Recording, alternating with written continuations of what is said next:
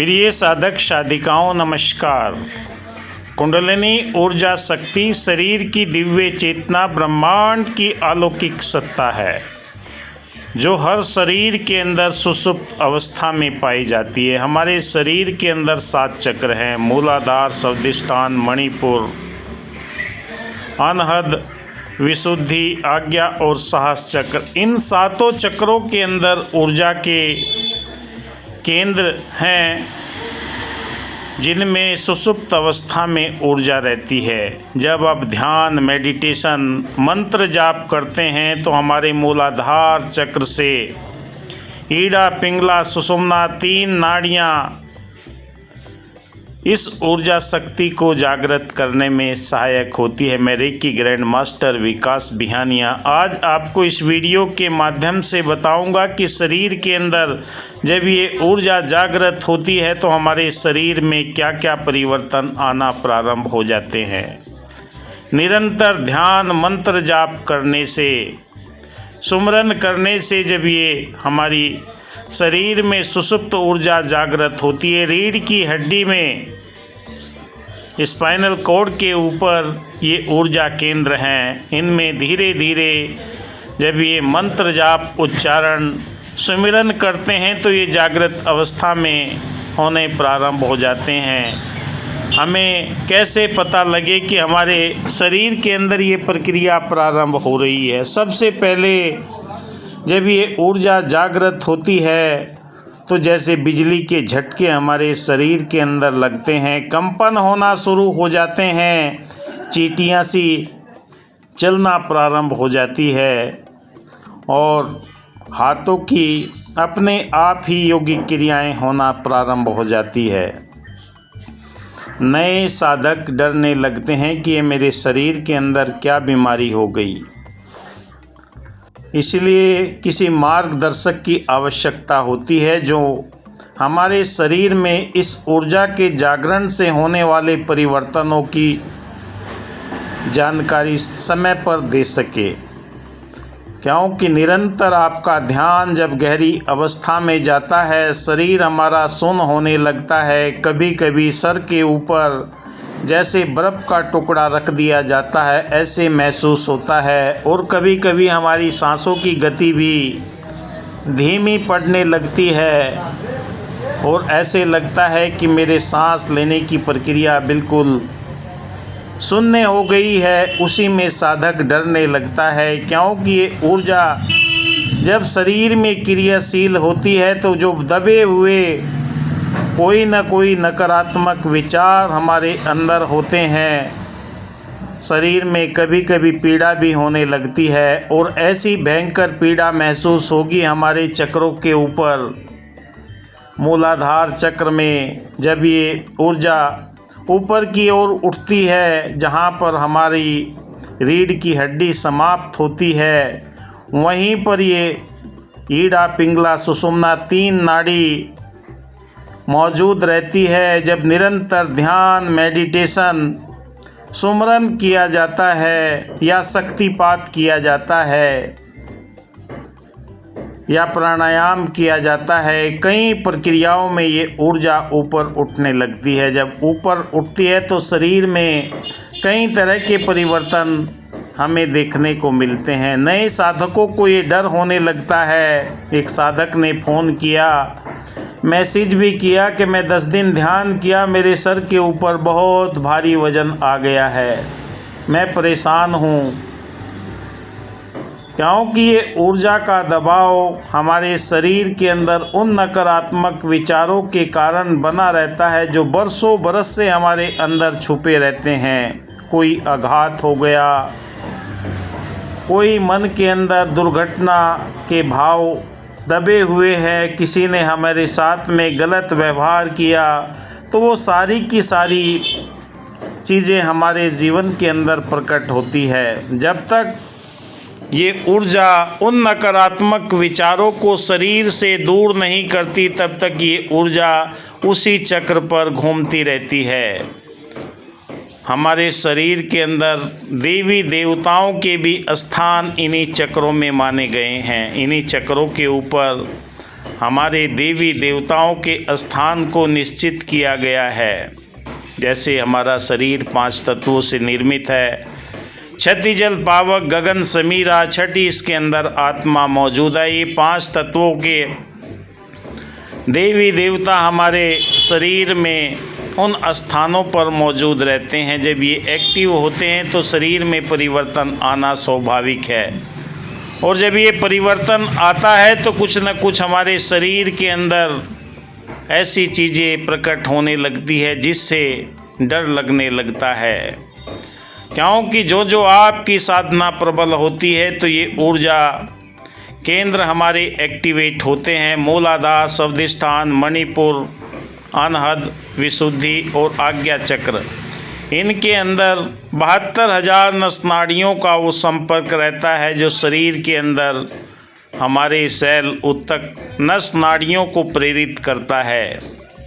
क्योंकि ऊर्जा आपके शरीर के अंदर कोई भी बीमारी हो उसे ठीक करने का भी प्रयास करती है। स्वस्थ शरीर, स्वस्थ मन बनाने में ब्रह्मांड की शक्ति क्रियाशील होती है, और जब ये क्रियाशील होती है तो नए साधकों को डर लगने लगता है कि ये अपने आप मेरे रीढ़ की हड्डी के ऊपर 24 घंटे गर्माहट क्यों हो रहा है, ये गोल गोल ऊर्जा के चक्र से क्यों घूम रहे हैं।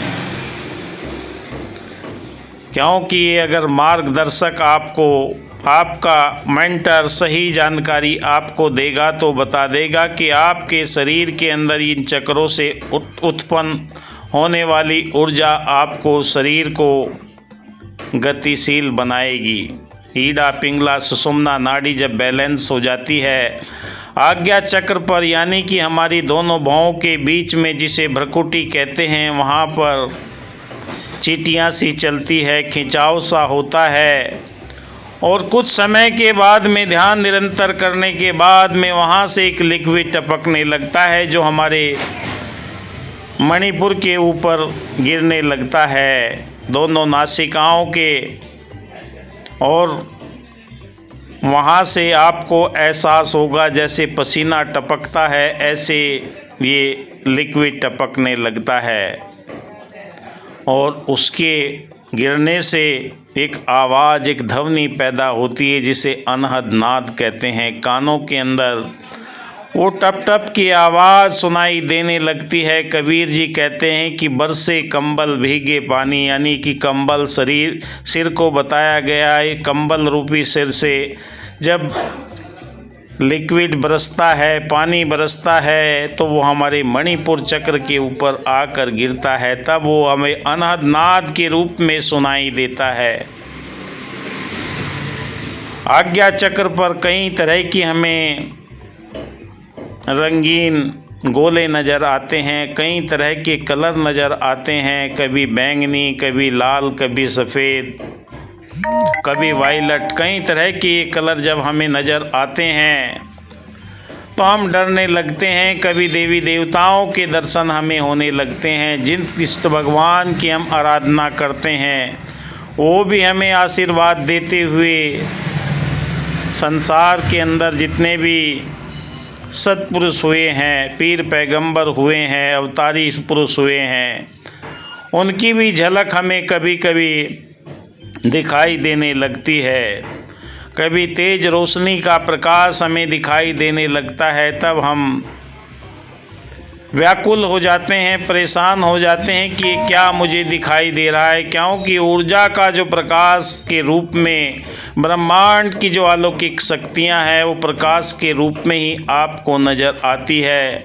यहीं से जब हमारा ये ध्यान साहस चक्र पर पहुंच जाता है, ब्रह्मांड की एकमिक शक्ति के साथ में जुड़ने के लिए क्रियाशील होता है, तो नस नाड़ियों के अंदर परिवर्तन आना हमारे स्वाभाविक हो जाते हैं। माँ के गर्भ में बार बार जन्म लेना, चिता पर लेटकर जाना, इन सब से मुक्ति हमें तभी मिलती है जब हम अपने मूल की पहचान कर लेते हैं। मैं कौन हूँ, कहाँ से आया हूँ, कहाँ मुझे जाना है, मेरे जीवन का लक्ष्य क्या है। ये सारी की सारी प्रक्रिया आपको कुंडलिनी ऊर्जा के जागरण में महसूस होगी। जो जो डूबे श्याम रंग तो उज्जवल होए। आपके जीवन के अंदर ये ज्ञान की परम ज्योति एक नए रूप के अंदर आपको एहसास कराएगी। आपको आनंद की अनुभूति होगी।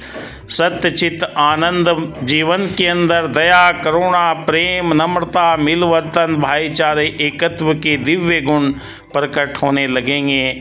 संसार में आने का प्रयोजन क्या है, मैं क्यों आया हूँ और कहाँ मुझे जाना है, क्या इसका तरीका है, ये सारा का सारा मार्गदर्शन आपको इस ब्रह्म को जानने के बाद में आपको ये एहसास होने लगता है। मनुष्य का अंतिम और प्रथम लक्ष्य परमात्मा का बोध है। वो आपको तभी हो पाता है जब आप निरंतर ध्यान की गहरी अवस्था में पहुंचते हैं। आपका चेतना स्तर ऊपर उठने लगता है। हृदय से बैर के, नफरत के, निंदा के भाव मिटते चले जाते हैं। दया, करुणा, प्रेम, मिलवर्तन, भाईचारे के दिव्य गुण आपके जीवन के अंदर प्रकट होने लगते हैं। कोई अस्त होने लगता है, कोई मस्त होने लगता है, किसी को पाया सा लगता है, किसी को खोया सा लगता है। ये दिव्य ऊर्जा आपके जीवन के अंदर कई तरह के परिवर्तन करना प्रारंभ कर देती है। जब ये ऊर्जा अंतःकरण से प्रकट होते हुए ब्रह्मांड की अलौकिक सत्ता के साथ में जुड़ जाती है तो हमारे हाव भाव, विचार सब कुछ बदल जाते हैं। मिला है जिसको सतगुरु पूरा, वाणी उसकी बदल गई। चरण धुले जिन्हें मस्तक धारी, रेख पुरानी बदल गई। आपके पूर्व जन्मों के जो भी कर्म है वो अपने आप ही दूर होते चले जाते हैं, कटते चले जाते हैं। नई सहज अवस्था आपको मिलना प्रारंभ जब आप परमात्मा की शरण में पहुंच जाते हैं।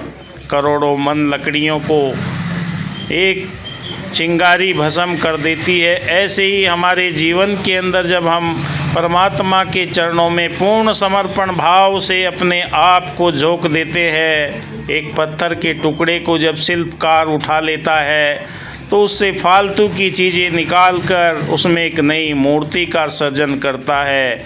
ऐसे ही हमारे जन्मों जन्मों के बंधन दूर होते चले जाते हैं जब इस पारब्रह्म परमात्मा के साथ में एकमिक रूप से हम जुड़ते चले जाते हैं।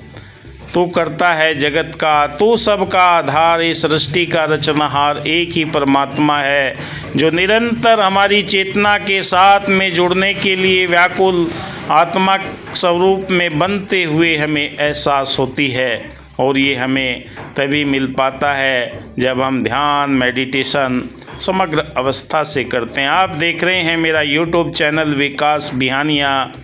आपके लिए बहुत मेहनत से वीडियो तैयार किया जाता है। आप वीडियो देख लेते हैं, लाइक कीजिए, सब्सक्राइब कीजिए, जिससे हमें मोटिवेशन भी। धन्यवाद। जय हिंद।